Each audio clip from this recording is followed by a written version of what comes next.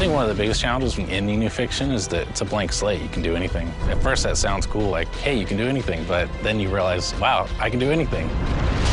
And you gotta give yourself rules, you gotta come up with something that makes sense, stuff has to be together, fiction has to not contradict itself. Suddenly you realize that that blank slate's a lot more work than it initially seems it'll be. Darksiders world was created pretty collaboratively. We all threw in ideas. You can't really pinpoint one originator of everything. As far as how the world plays, all the NPCs, all the different factions and fiction and stuff like that, that was kind of collaboratively made throughout the team. The story of Darksiders is pretty deep, and we haven't actually fully revealed why the apocalypse happened. In a nutshell, you learned that there are forces between heaven and hell that are vying for control of Earth and certain other resources that lie somewhere between the two realms. And the Horsemen are caught up in the middle because they are ultimately the ones who are responsible for beginning and ending worlds.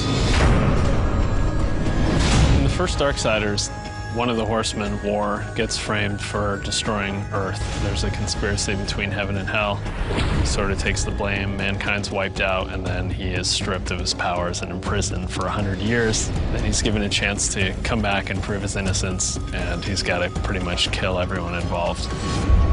The first game ended in very epic fashion. It was one of the things that players really seemed like the most was that moment when War says, "No, not alone," and you see the broken seal and the comets coming in behind him. Darksiders 2 takes place pretty much in parallel to the first game. In the time that War is imprisoned by the Council, it kind of happens in that 100 years. The Death's kind of own challenge kind of kicks off in that sort of time. Because there's such a conspiracy and we don't know who all the players are, Death doesn't have any chance of proving his brother's innocence. He knows it'll just be covered up, so he just decides to undo the crime. I think the thing that Death finds through this whole trip is redemption. I mean, he's carrying a big weight on his shoulders all the way through the game, and, you know, it's kind of revealed to the player what sort of weight that he's actually carrying with him, both physically and mentally. The hardest part was getting it to the point where we knew we were making something special, but once we got there, we were off to the races.